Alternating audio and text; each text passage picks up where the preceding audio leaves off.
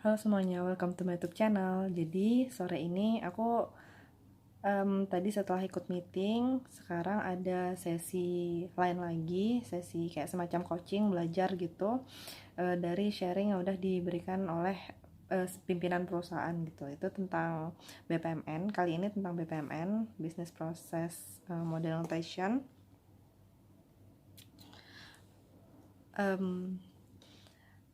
Ya nanti ini sesinya sampai jam 5, sekarang masih jam 4, jadi aku akan belajar ini dulu. Nah, itu kan dalam kehidupan sehari-hari. Kalau dalam konkretnya, dalam pekerjaan kita, biasanya kita handle-nya itu ya kayak invoicing, billing ya, seleksi vendor, lalu penerbitan upload produk, atau pendaftaran peserta, ikut pelatihan, dan sebagainya. Ya, jadi ketika itu ada urutannya, start tahap demi tahap ya. Nah, itu proses bisnis. Ya, jadi proses bisnis adalah ada urutannya, ada sekumpul kegiatan untuk mencapai sebuah tujuan tertentu. Tujuannya apa? Itu proses bisnisnya. Seperti itu. Misalkan proses bisnis reimburse. Tujuannya apa ya? Supaya uang yang dikeluarkan oleh tim itu terbayarkan oleh, itu diganti gitu oleh kantor gitu. Itu kan proses reimburse kayak gitu. Oke, lalu gimana tahap-tahapannya? Tahap-tahapannya misalkan diajukan dulu oleh timnya, kejelasan tanggung jawab gitu. Jadi kan kalau misalkan itu nggak jelas tanggung jawabnya, nanti bingung. Jadi misalkan pendaftaran, kalau misalkan aku contoh di project Kominfo, ada goalnya itu peserta ikut pelatihan. Nah, cuman nanti yang daftar siapa? Siapa yang melakukan proses daftar? Apakah bayar daftar sendiri si pesertanya? Gaya. Lalu ada pakai flowchart. Beberapanya yang mungkin familiar dengan kita itu ada dokumen SOP, user guide. Lalu ada pakai flowchart. Lalu bisa pakai poster. Nah, bisa juga pakai BPMN. Nah, kita akan belajar pakai BPMN. Jadi BPMN ini kompetitornya, ketika kita ngomongin BPMN ya, maka kita BPMN ini berkompetisi dengan flowchart. BPMN ini berkompetisi dengan poster. Atau bisa juga cari kelengkapi ya. Jadi bisa berkompetisi, tapi biasanya sih di situ apa yang dekatnya. Jadi BPMN itu nggak bisa dibandingin dengan ILD, apa bedanya? Oh, beda. Dengan use case apa bedanya? Oh, beda. Itu nggak dekat. Tapi kalau ngomongin dengan flowchart ya, dengan SOP, BPMN itu dekat ya dengan istilah itu. Tadi ada contohnya ya. Ini proses bisnis. Ini ada contoh SOP. Kreativitas. Dia kalau jago bikin desainnya. Kalau nggak jago pasti.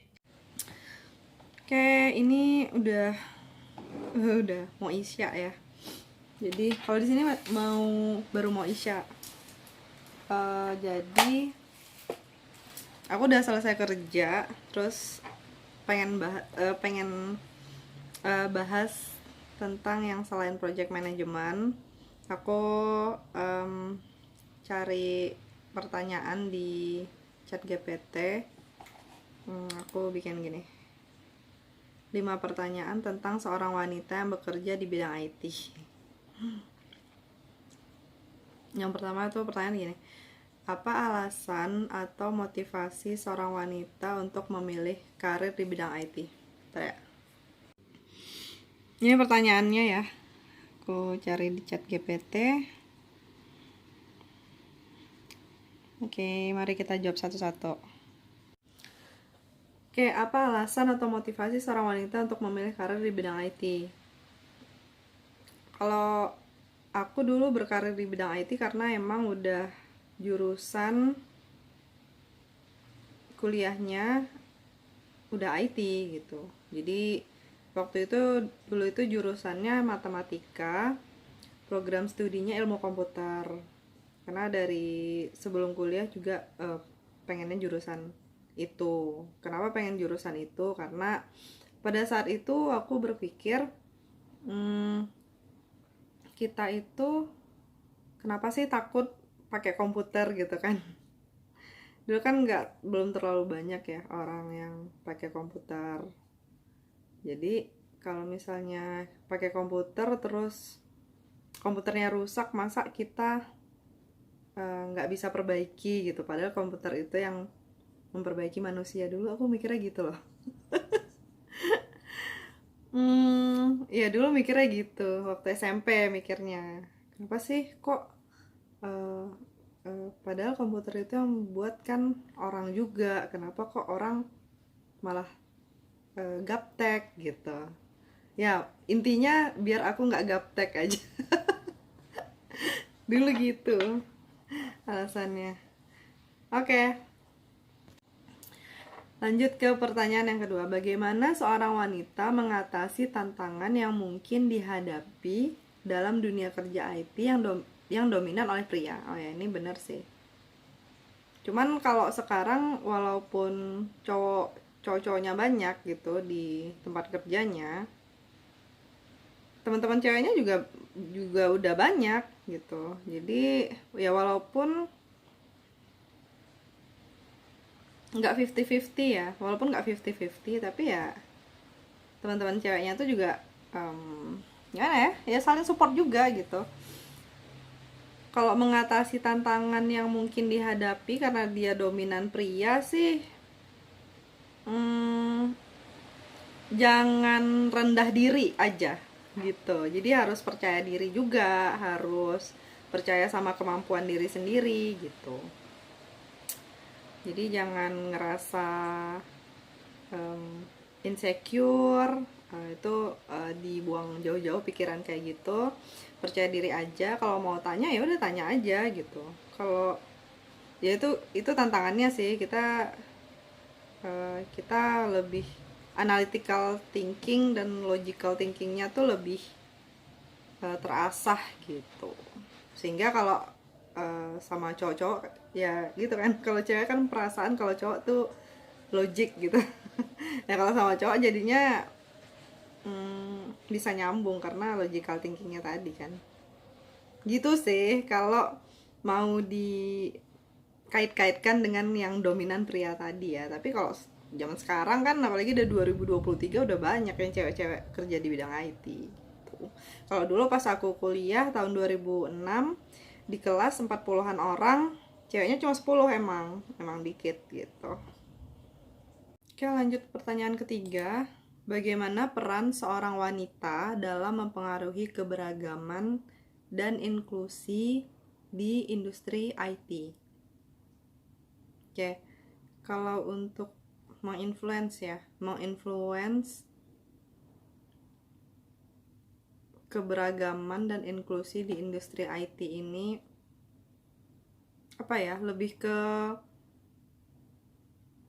ya kayak gini sih. Kalau aku bikin konten, topiknya ya tentang pekerjaan aku, apa yang saya kerjakan sehari-hari di industri IT ini gitu. Nah dari situ mungkin orang kan akan melihat bagaimana cara bekerjanya, apa aja yang dibahas kayak gitu. Dan memang di IT itu kan ada banyak bagian ya, nggak selalu harus coding, tapi ya ada manajemennya, ada analisisnya, ada desainnya gitu. Jadi ada berbagai aspek yang bisa mengisi role dalam sebuah apa ya, dalam sebuah produk gitu, dalam sebuah produk IT itu gitu. Misalnya ada product owner, product owner ini memang bukan orang yang coding gitu, yang coding ya programmernya. Terus ada analis, sistem analisnya atau bisnis analisnya. Terus ada quality assurance-nya, ada UI designer, UI UX designer, dan lain-lain gitu. Project manager yang memanage. Jadi yaitu ada banyak aspek yang bisa didalamin sehingga masing-masing orang, setiap orang tuh ya berpotensi gitu untuk terjun ke bidang IT ini gitu. Oke, terus yang keempat, apa langkah-langkah yang dapat diambil oleh seorang wanita untuk membangun dan memperluas jaringan profesional di industri IT?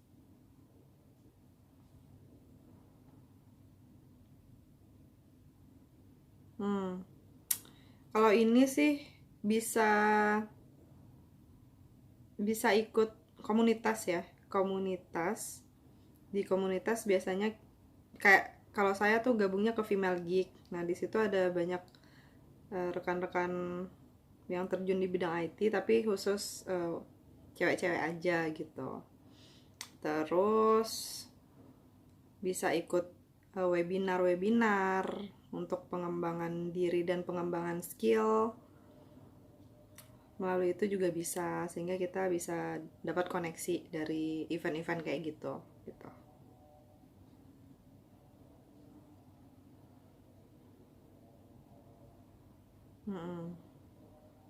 Ya, kira-kira itu sih.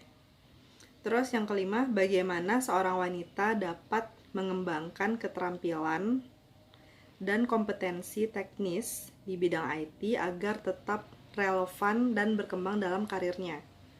Seorang dapat mengembangkan keterampilan dan kompetensi teknis di bidang IT agar tetap relevan. Oh ya, ya itu tadi ya. Salah satunya ikut event-event kayak ya webinar, training, terus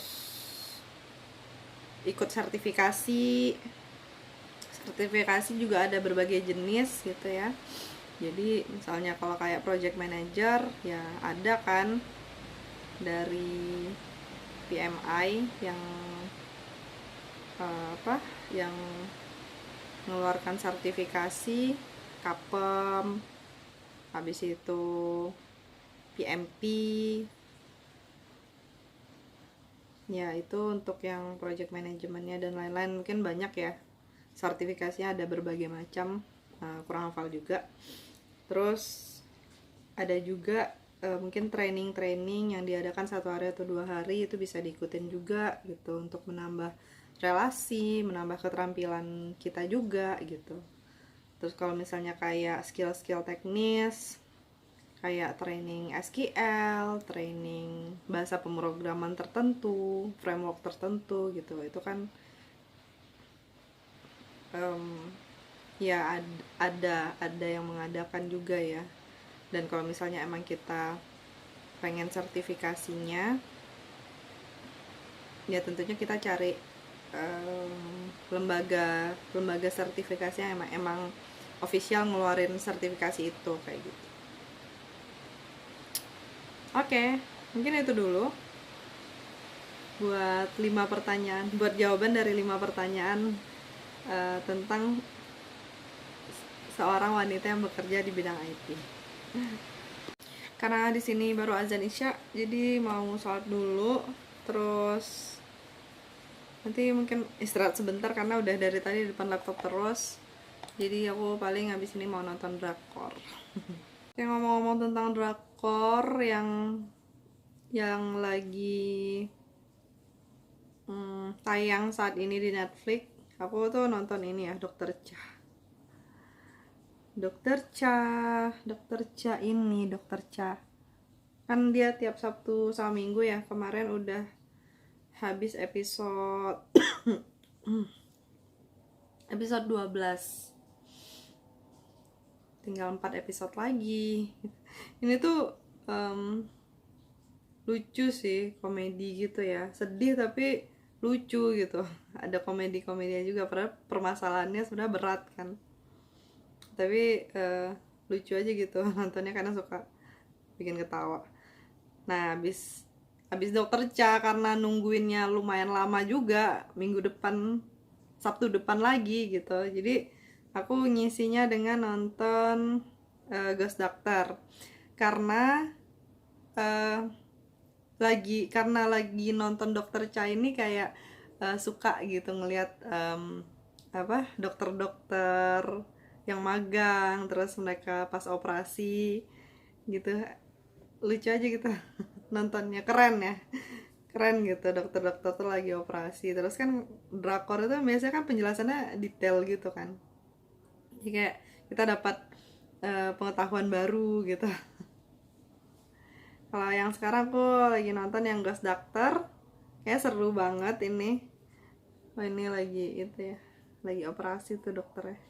Jadi ya udah lanjut deh, mumpung lagi suka eh, sama drakor yang tentang kedokteran, jadi nontonnya lanjutnya yang itu. Habis Dokter Cha aku nonton Ghost Doctor.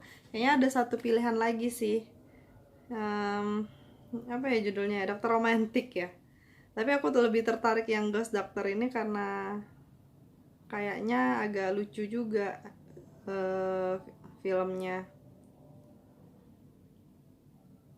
Ya, tapi ini genrenya ada fantasi-fantasinya gitu ya. Jadi kalau Dokter Cha kan emang real ya, kayak tentang keluarga gitu, terus nggak ada hayalannya. Kalau ini kayaknya agak-agak hayalan gitu ya. Belum selesai sih, baru episode 1, baru mulai banget. Jadi ya mudah-mudahan tidak mengecewakan filmnya. Jadi aku seharian ini kerjanya di kamar aja, nggak ke ruang kerja karena juga lagi males aja gitu. Lagi vibes ngantuk, jadi ya udah pakai meja kecil, nggak pakai meja kerja yang biasa. Terus selonjoran di lantai kerjanya. Jadi vibesnya kalau misalnya ngantuk ya udah tinggal rebahan aja di kasur. Karena lagi ini aja, lagi capek aja gitu. Besok paling di ruang kerja lagi. Oke, mungkin itu dulu ya sharingnya hari ini. Makasih yang udah nonton. Kalau misalnya ada yang pengen dibahas lagi, komen ya di kolom komentar. Thank you for watching and have a good one. Dah.